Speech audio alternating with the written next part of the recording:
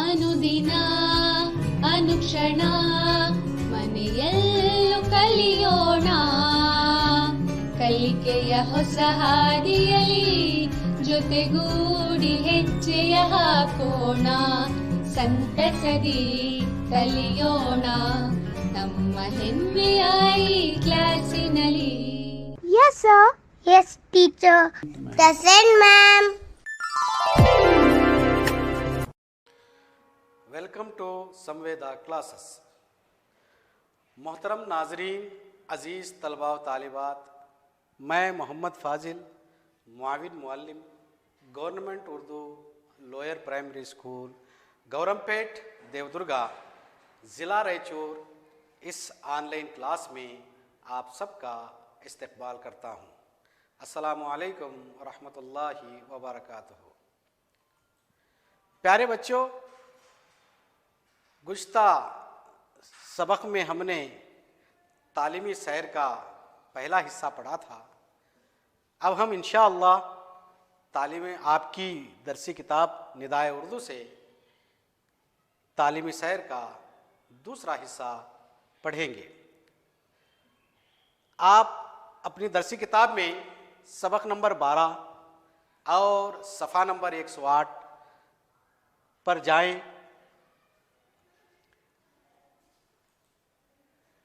इससे पहले कि सबक शुरू करूं तो आप सबसे मैं इयादे के तौर पर गुज़श्ता सबक के चंद सवालात आपसे करता हूं. उम्मीद के आप उसके जवाबात देने की कोशिश करेंगे. गुज़श्ता सबक के सवालात हैं ये. तालीमी सैर का आगाज़ कहाँ से हुआ? पहला सवाल है. दूसरा सवाल, जोग फॉल्स शिमोगा शहर से कितनी दूरी पर है? तीसरा सवाल है, शिमोगा के जंगलात में कौन कौन से दरख्त पाए जाते हैं? और आखिरी सवाल जो मैंने किया था यादा के तौर पर पूछूंगा, जंगलात के कटने से इसका असर माहौल पर किस तरह पड़ता है? तो आप बताइए, तालीमी सफ़र का आगाज़ कहाँ से हुआ था? गुज़श्ता सबक के सवालात ही यादा के तौर पर आपको पूछ रहा हूँ. तो बताइए, तालीमी सफ़र का आगाज़ कहाँ से हुआ? Very good. तालीमी सफ़र का आगाज़ शहर मंडिया से हुआ. तालीमी सफ़र का आगाज़ कहाँ से शुरू हुआ? तालीमी सफ़र का आगाज़ शहर मंडिया से हुआ. दूसरा सवाल है आप लोगों से, जोग फॉल्स शिमोगा शहर से कितनी दूरी पर है? जोग फॉल्स शिमोगा शहर से कितनी दूरी पर है? Very good. जोग फॉल्स शिमोगा शहर से 100 किलोमीटर पर वाक़ है. यानी जोग फॉल्स का फासला जो है शहर शिमोगा से 100 किलोमीटर की दूरी पर है. तीसरा सवाल, शिमोगा के जंगलात में कौन कौन से दरख्त पाए जाते हैं? दरख्तों के नाम बताना है आपको. शिमोगा के जंगलात में कौन कौन से दरख्त पाए जाते हैं? बताइए आप में से कोई. Very good. शिमोगा के जंगलात में सागवान, संदल, शीशम वगैरह किस्म के दरख्त पाए जाते हैं. ये निहायत ही कीमती लकड़ी है. सागवान की, संदल की और शीशम की ये कीमती दरख्त इन शिमोगा के जंगलात में ये पाए जाते हैं. आखिरी सवाल है, यादा के तौर पर आखिरी सवाल है, जंगलात के कटने से इसका असर माहौल पर किस तरह पड़ता है? यानी जंगलात के काटने से, जंगलात के कट जाने से तो इसका असर जो है माहौल पर किस तरह पड़ता है? आप में से कोई? हाँ, वेरी गुड. जंगलात के कटने से माहौल के दर्जे हरारत का तवाजुन बिगड़ जाता है. माहौल के जो दर्जे हरारत यानी गर्मी बढ़ जाती है, जिसकी वजह से बरसात कम हो जाती है. जंगली जानवर जंगल में ग़िज़ा ना होने की वजह से वो क्या करते हैं, वो आबादी वाले इलाके पर क्या करते हैं, चल पड़ते हैं. आबादी वाले इलाके पर चल पड़ते हैं और आबादी वाले इलाके में घुसकर क्या है, जान माल का काफ़ी नुकसान करते हैं। इसीलिए ये जंगल के काटने से यहाँ पर बुरे असरात माहौल पर पड़ते हैं। दर्जे हरारत बिगड़ जाता है, तवाज़ुन बिगड़ जाता है, और जिसकी वजह से है ना बारिश भी कम होती है, और जंगली जानवर ग़िज़ा ना होने की वजह से इसकी तरफ, आबादी वाले इलाके की तरफ चल पड़ते हैं। अब हम यादा के तौर पर यादा के सवालात के जवाबात आपने बखूबी तौर पर दिया है। अब मैं सबक के दूसरे हिस्से की तरफ हम बढ़ेंगे इंशाअल्लाह। इससे पहले कि सबक के दूसरे हिस्से की तरफ बढ़ें, आपसे गुजारिश है कि आप अपनी दरसी किताब, अपनी नोटबुक, पेंसिल, कलम वगैरह अपने पास रख लें, ताकि सबक के अहम और ज़रूरी नुकात दर्ज करने में आपको आसानी हो। ठीक है बच्चों, चलिए अब हम तालीमी सैर का दूसरे हिस्से को पढ़ेंगे। सबसे पहले हम रवानी के साथ सबक को, तलफ़्फ़ुज़ और रवानी के साथ सबक को पढ़ेंगे। फिर सबक पढ़ने के बाद उसकी तशरीह भी करते चलेंगे। देखिए, नवीदा, अजहर वो देखो कितना बड़ा पुल आ गया है, वो नीचे देखो नदी का पानी कितनी जोर से बह रहा है। नवीदा,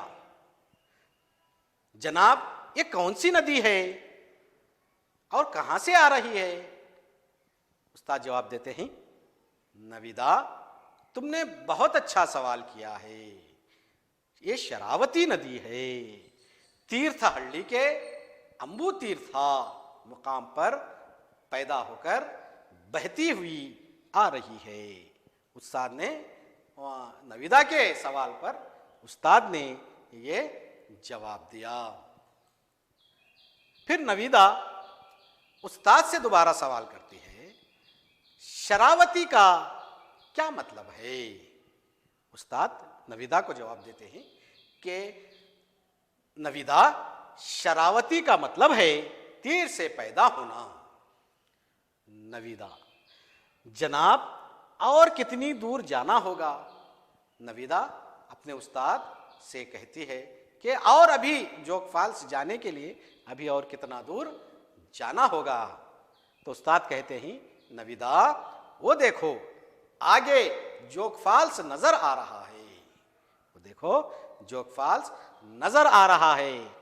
अजहर, उन्हीं जमात में का एक बच्चा है, कहता है, ये अजहर यानी हम बातों ही बातों में जोग फॉल्स पहुंच गए।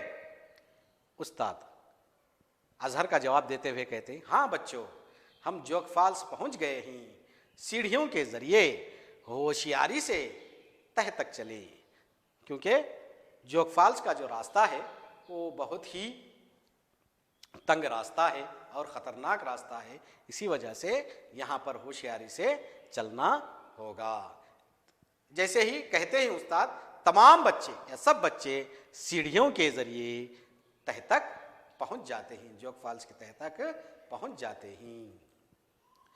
उस्ताद बच्चों से कहते हैं, तमाम बच्चों से, अपने तमाम बच्चों से कहते हैं, बच्चों देखो यही जोग फॉल्स यानी आबशार है। उस्ताद अपने बच्चों से कहते हैं, बच्चों को दिखाते हुए कहते हैं, देखो यानी यही जोग फॉल्स ये आबशार है। आयशा जो बच्ची है अपने उस्ताद से फिर सवाल करती है, आबशार का क्या मतलब है? उस्ताद कहते हैं, आयशा, पहाड़ी सिलसिले में बड़ी बड़ी चट्टानों की ऊंचाई से गिरते हुए पानी को आबशार कहते हैं। क्या कहते हैं उस्ताद? आयशा कहती है कि आबशार का मतलब क्या है? तो उस्ताद कहते हैं कि पहाड़ी सिलसिले में बड़ी बड़ी चट्टानों पर की ऊंचाई से गिरते हुए कुदरती पानी को आबशार कहते हैं। गिरते हुए कुदरती पानी को आबशार कहते हैं। आसिम एक बच्चा है, फिर वो अपने उस्ताद से सवाल करता है कि जनाब इस आबशार की ऊंचाई कितनी है? इस आबशार की ऊंचाई कितनी है? उस्ताद आसिम की बात का जवाब देते हुए कहते हैं, आसिम, इसकी ऊंचाई तकरीबन 960 फीट है। हिंदुस्तान में सबसे बड़ा यही आबशार यही है, सारे हिंदुस्तान में, पूरे हिंदुस्तान में सबसे बड़ा आबशार यही है। और दुनिया के बड़े बड़े आबशारों में शुमार किया जाता है, इसका शुमार किया जाता है या गिना जाता है। दुनिया के, हिंदुस्तान में तो सबसे बड़ा आबशार है ही, लेकिन दुनिया के बड़े आबशारों में भी इसका जोग फॉल्स का नाम भी लिया जाता है। अस्मा कहती है सलमा से, सलमा वो देखो 4 मुख्तलिफ मकामात से पानी गिर रहा है, 4 मुख्तलिफ जगहों से यानी मकामात से पानी गिर रहा है। सलमा, जनाब, सलमा अपने उस्ताद से कहती है, जनाब क्या इन चारों आबशारों में, चारों आबशारों को जोग फॉल्स कहा जाता है? उस्ताद से सलमा कह रही है, बच्ची अपने उस्ताद से कहती है, क्या इन 4 आबशारों को जोग फॉल्स कहा जाता है? उस्ताद कहते हैं, सलमा के बात का जवाब देते हुए कहते हैं, नहीं सलमा, इस मकाम का नाम जोग है। इस मकाम का नाम क्या है? जोग है। यहां पानी ऊपर से नीचे गिरता है। गिरने को अंग्रेजी में फॉल कहते हैं, गिरने को अंग्रेजी में फॉल कहते हैं, इसलिए जोग फॉल्स कहते हैं। इसीलिए क्या कहते हैं इसको? जोग फॉल्स कहते हैं। आबशारों के इन 4 आबशारों के अलग अलग नाम हैं। वो देखो बाईं जानिब, पहला राजा, दूसरा रोरर, तीसरा रॉकेट और चौथा रानी के नाम से मशहूर हैं। चौथा रानी के नाम से ये क्या हैं? मशहूर हैं।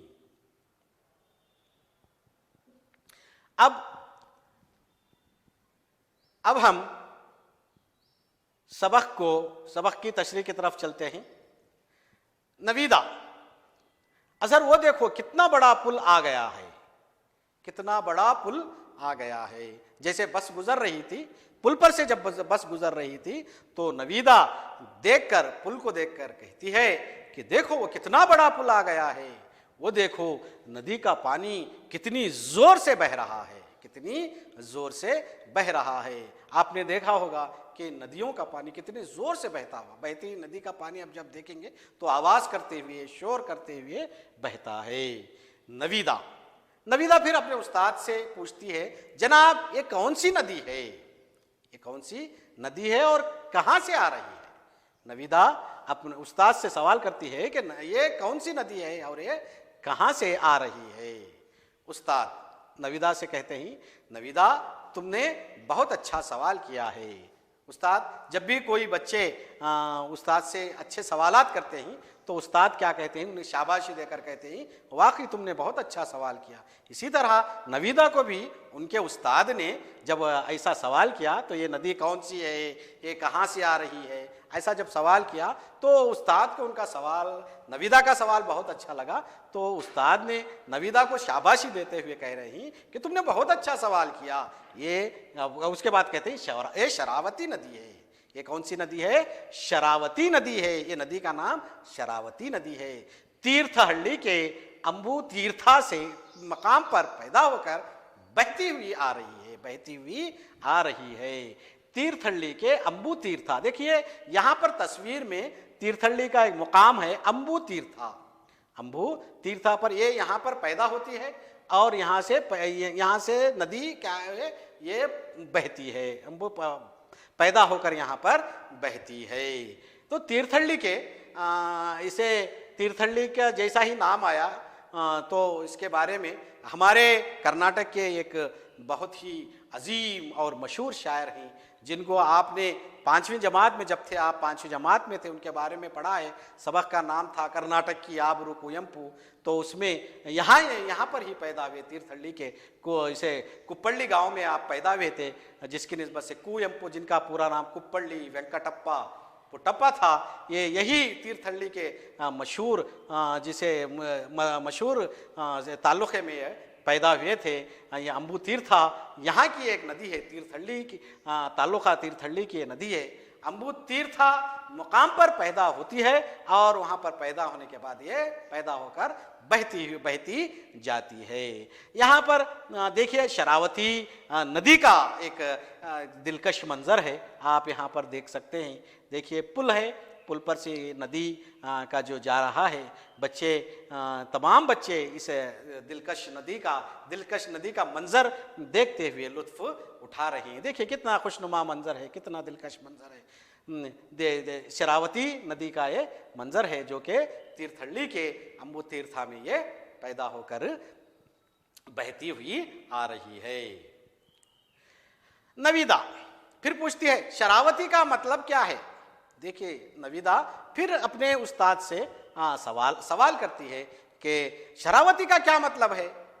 उस्ताद नविदा, शरावती का मतलब है तीर से पैदा होना है, तीर से पैदा होना है। नविदा फिर पूछती है जनाब और कितनी दूर जाना होगा। ये बच्चे चल चल कर या थक गए थे तो इसी वजह से उनको जोग फॉल्स नजर नहीं आ रहा था, इसी वजह से शायद नविदा ने पूछा होगा कि जनाब के उस्ताद साहब आगे अभी हमें कितनी दूर और चलना होगा। उस्ताद नविदा की बात का जवाब देते हुए कहते हैं नविदा वो देखो आगे जोग फॉल्स नजर आ रहा है। नविदा के उस्ताद उनको इशारा करते हुए कहते हैं, दिखाते हुए कहते हैं कि देखिए वहां पर क्या है, जोग फॉल्स नजर आ रहा है। अजहर पूछता है यानी हम बातों बातों में ही जोग फॉल्स पहुंच गए। कहता है क्या उस्ताद साहब, क्या हम बातों बातों में ही जोग फॉल्स पहुंच गए क्या, ऐसा पूछता है। तो उस्ताद है ना उसका भी जवाब देते हुए कहते हैं हाँ बच्चों हम जोग फॉल्स पहुंच गए। सीढ़ियों के जरिए क्या है, आप तमाम बच्चे क्या है, ये रास्ता बहुत ही छोटा है और ये क्या है पानी वाला रास्ता है। यहाँ पर है ना होशियारी से, निहायत ही होशियारी से यहाँ पर चलना चाहिए।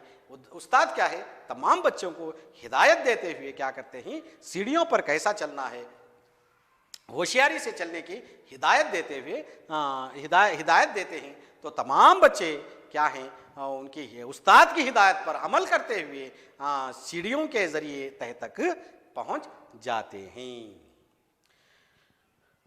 उस्ताद फिर कहते हैं, उस्ताद दिखाकर कहते हैं बच्चों देखो यही है जोग फॉल्स, यानी आबशार है, यही देखो। बच्चे जैसे जोग फॉल्स नजर आता है अब ऐसा है दिखाते हैं, ऐसा दिखाकर कहते हैं देखो यही जोग फॉल्स है, यही आबशार है।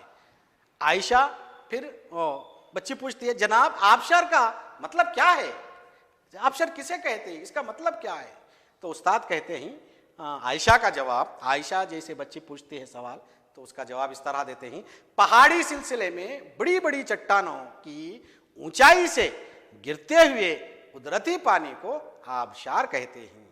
कुदरती पानी यानी बारिश का जो पानी जो आकर वहाँ पहाड़ों पर चट्टानों में जो जम जाता है, उन चट्टानों से जो वो चट्टानों की ऊंचाई से जो पानी गिरता है उस पानी को हम क्या कहते हैं, आबशार कहते हैं। उस पानी को क्या कहते हैं, आबशार कहते हैं। आयशा के सवाल का जवाब देते हुए आबशार की तारीफ उस्ताद साहब ने की। आसिम पूछता है जनाब इस आबशार की ऊंचाई कितनी है, यानी कितना ऊंचा आबशार है। उस्ताद से आसिम सवाल करता है तो आसिम के सवाल का जवाब उस्ताद देते हुए कहते हैं आसिम इसकी ऊंचाई 960 फीट है, 960 फीट है। हिंदुस्तान में सबसे बड़ा आबशार यही है। हिंदुस्तान में हमारा ये जो है जोग फॉल्स का जो आबशार है ये सबसे बड़ा, हिंदुस्तान का सबसे बड़ा आबशार है और दुनिया के बड़े बड़े आबशारों में ये शुमार किया जाता है। दुनिया के बड़े बड़े आबशारों में हिंदुस्तान का तो सबसे बड़ा आबशार तो है ही, लेकिन इसके साथ साथ दुनिया के और बड़े बड़े जो दुनिया में जितने आबशार हैं उन आबशारों में हमारा ये जोग फॉल्स आबशार भी ये शुमार किया जाता है। हमारे लिए, हमारे कर्नाटक के लिए, हमारे हिंदुस्तान के लिए, हम हिंदुस्तानियों के लिए बहुत ही फ़ख्र की बात है कि हमारे जोग फॉल्स का जैसे आबशार का नाम दुनिया के नामों में शुमार किया जाता है तो हमें बहुत बड़ी खुशी होती है और खुशी होनी भी चाहिए, क्योंकि हमारा ये जोग फॉल्स का नाम दुनिया के बड़े बड़े आबशारों में ये इनका नाम शुमार किया जाता है या गिना जाता है या लिया जाता है। अस्मा कहती है सलमा वो देखो, अस्मा अपनी हमजमात सहेली से कहते हैं सलमा से, सलमा वो देखो 4 मुख्तलिफ मकामात से पानी गिर रहा है, 4 मुख्तलिफ मकामात से 4 मुख्तलिफ जगहों से पानी गिर रहा है। तो सलमा कहती है जनाब ये क्या इन 4 आबशार को जोग फॉल्स कहा जाता है? कहती है, पूछती है तो क्या इन 4 आबशारों को भी जोग फॉल्स ही कहते हैं? तो उस्ताद कहते हैं नहीं सलमा, इस मकाम का नाम जोग है, यहाँ पानी ऊपर से नीचे गिरता है। तो पानी यहाँ पर इस तस्वीर में आप देख सकते हैं कि यहाँ पर ये तस्वीर है, यहाँ पर कुदरती पानी की वजह से यहाँ 4 आबशारों ऊपर से नीचे की तरफ ये गिर रहा है पानी। यहाँ पर देखिए ऊपर से नीचे की तरफ ये गिरता हुआ पानी नजर आ रहा है। गिरने को अंग्रेजी में, इंग्लिश में हम क्या कहते हैं, जिसलिए गिरने में अंग्रेजी में हमें क्या कहते हैं, इसे फाल कहते हैं। तो फाल के माने हैं अंग्रेजी में गिरना। जोग उस जगह का नाम है, जोग इस जगह का नाम है, और फाल के माने गिरने के हैं। इसी वजह से जोग फॉल्स, इसीलिए इसका नाम क्या है, जोग फॉल्स कहते हैं। अंग्रेजी में फाल यानी इंग्लिश में फाल के माने ही गिरना। इन 4 आबशारों के, ये जो 4 आबशार आपको यहाँ पर जो दिखाई दे रही हैं, तो इन 4 आबशारों के नाम अलग अलग हैं, पूरा एक ही नाम नहीं है, इनके 4 आबशार हैं। 4 आबशारों में भी इनके 4 अलग अलग नाम हैं। पहला कौन सा है? पहला राजा है, और दूसरा रोरर है, तीसरा रॉकेट है, और चौथा रानी के नाम से मशहूर है। 4 ये ही 4 इसमें 4 मकामात से पानी गिर रहा है, तो 4 मकामात को 4 अलग अलग नाम दिए गए हैं। तो पहला है राजा, दूसरा रोरर, तीसरा रॉकेट है, और चौथा रानी के नाम से क्या है, ये मशहूर है। 4 रानी के नाम से ये मशहूर है। आपने देखा हो, देखिए कितना खूबसूरत है जो जोग फॉल्स का नज़ारा। देखिए ऊपर से नीचे तक पानी गिर रहा है। अब इसके बाद मैं आपको सबक से मुताल्लिक़ चंद सवालात करूँगा। उम्मीद के आप इसके जवाबात देने की कोशिश करेंगे। देखिए मिंदरज झैल सवालात के जवाबात 1 या 2 जुमलों में दीजिए। पहला सवाल है, देखिए शरावती नदी कहाँ पैदा होती है? दूसरा सवाल है, जोग फॉल्स की ऊंचाई कितनी है? तीसरा सवाल है, जोग फॉल्स के 4 आबशारों के नाम बताइए या बताओ। चौथा, शरावती का क्या मतलब है? शरावती का क्या मतलब है? देखिए शरावती नदी कहाँ पैदा होती है और कहाँ फॉल्स बनाती है? आपको इन सवालों के जवाबात 2 या 3 जुमलों में, 1 या 2 जुमलों में देना है। बताइए। Very good. शिवमोगा जिले के तालुका तीर्थहल्ली के मकाम अंबु तीर्था पर पैदा होती है और जोग मकाम पर फॉल्स बनाती है। जोग मकाम पर क्या है, ये फॉल्स बनाती है, यानी फॉल्स बनाती है। नीचे नदी वो गिरती है अंबु तीर्था पर, तीर्थहल्ली के अंबु तीर्था मुकाम पर ये पैदा होती है, फिर चलते चलते जोग नाम के मुकाम पर क्या करती है, ये गिरती है, ऊपर से नीचे की तरफ ये गिरती है और यहाँ पर क्या होती है, फॉल्स बनाती है। दूसरा सवाल है, जोग फॉल्स की ऊंचाई कितनी है? सबक में था, देखिए जोग फॉल्स की ऊंचाई कितनी है। Very good. जोग फॉल्स की ऊंचाई 960 फीट है। कितनी ऊंचाई है इसकी? कितनी ऊंचाई है? Very good. जोग फॉल्स की ऊंचाई 960 फीट है। तीसरा सवाल है, जोग फॉल्स के 4 आबशारों के नाम बताओ। हमने देखा था जब जोग फॉल्स की जब हम तस्वीर भी लगाए थे, तस्वीर में उन 4 आबशारों को अलग अलग से दिखाया गया था, उनके अलग अलग नाम भी थे। तो आप बताइए जोग फॉल्स के 4 आबशारों के नाम क्या हैं, वो आप बताइए। हाँ वेरी गुड। जोग फॉल्स के 4 आबशारों के नाम इस तरह ही, पहला है राजा, दूसरा रोर, तीसरा रॉकेट, चौथा रानी। चौथा है रानी। अच्छा, शरावती का चौथा सवाल है, शरावती का मतलब क्या है? शरावती का मतलब क्या है? बताइए। Very good. शरावती का मतलब तीर से निकलना है। शरावती का मतलब है तीर से निकलना है। अब है मंदरजे झैल अल्फाज को जुमलों में इस्तेमाल करो।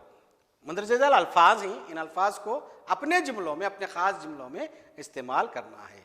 रॉकेट है, देखो रॉकेट, इसको एक जुमला बनाना है। रॉकेट एक खला की सवारी है जो खलाबाजों और मसनवी सयारचों को खला में ले जाती है। रॉकेट एक खला की सवारी है जो खलाबाजों और मसनवी सयारचों को खला में ले जाती है। मसनवी सयारचे सैटेलाइट, क्या कहते हैं अंग्रेजी में, सैटेलाइट, ये खला में ले जाती है। ये रॉकेट है, ले जाती है। दूसरा है रानी। रानी है, इसको अपने जुमलों में इस्तेमाल करना है। कैसा करेंगे? देखिए हमने यहां पर एक किया है, देखिए किस तरह से किया। रानी लक्ष्मीबाई एक बहादुर खातून थी। ये रानी को अपने जुमलों में इस्तेमाल किया है। अपने हिसाब से आप भी इसे भी अपने तरफ से अपना एक अलग जुमला बना सकते हैं। हमने इस तरह यहां पर किया है। बिजली, बिजली का है। तीसरा है बिजली। बिजली को बर्क भी कहा जाता है। बिजली को बर्क भी कहा जाता है। बर्क कहते हैं बिजली को। ये इस तरह का जुमला इस्तेमाल किया है। दिलकश, दिलकश चौथा जुमला, चौथा लफ्ज है दिलकश। दिलकश है, जोक फाल्स के मनाजिर बहुत दिलकश हैं। इस तरह से इसे दिलकश को इसके जुमला बनाया गया है। आप दूसरे तरीके से भी इस तरह बना सकते हैं। पांचवा है सिलसिला। सिलसिला हिमालय एक बर्फानी पहाड़ों का सिलसिला है। सिलसिला हिमालय एक बर्फानी पहाड़ों का क्या है? सिलसिला है। यहाँ पर हमने 5 अल्फाज थे, यहाँ पर 5 अल्फाज को अपने खास जुमलों में इस्तेमाल किया है। आप भी इसे मुख्तलिफ और जुमले भी आप इसमें बना सकते हैं, तो आप कोशिश कीजिए। अब इसके बाद हम सबक के अल्फाज और उनकी जिद की तरफ बढ़ते हैं। तो जिद है, खुशनुमा है, गलत है, दाएं, सवाल, राजा। तो खुशनुमा, उसकी जिद है खुशनुमा, बदनुमा। खुशनुमा, बदनुमा। गलत, उसकी जिद है सही। दाएं, बाएं, सवाल, जवाब, राजा, रानी। अब मैं आपको घर पर काम के लिए बहुत ही आसान और मुख्तसर सा सवाल दे रहा हूं। उम्मीद के आप इस सवाल को हल करके अपने उस्तादों को दिखाने की कोशिश करेंगे। सवाल है, निहायत ही आसान सवाल है। ये एक सवाल है, हमारी रियासत कर्नाटक की नदियों और आबशारों की फहरिस्त बनाओ। हमारी रियासत कर्नाटक में बेशुमार नदियां हैं, तो वहाँ पर नदियों के साथ साथ आबशार भी हैं। तो इन आबशारों, नदियों के नाम लिखना है और आबशारों की फहरिस्त भी बनाकर अपने असातिज़ा को, उस्तादों को ये दिखाना है। इसके बाद मैं आपसे इसके बाद हमने इस सबक का आखिरी हिस्सा भी हमें पढ़ना है। तो मैं आपसे इजाज़त लेता हूँ इस वायदे के साथ कि इंशाअल्लाहुल अज़ीज़ के इस सबक का हिस्सा, तीसरा हिस्सा और आखिरी हिस्सा हम अगली नशिस्त में पढ़ेंगे। तब तक के लिए आप सब अपना ख्याल रखें और उस्तादों का कहना माने, माँ बाप का कहना माने। तब तक के लिए मुझे इजाज़त दें। शुक्रिया। अल्लाह हाफिज़। अनुदिना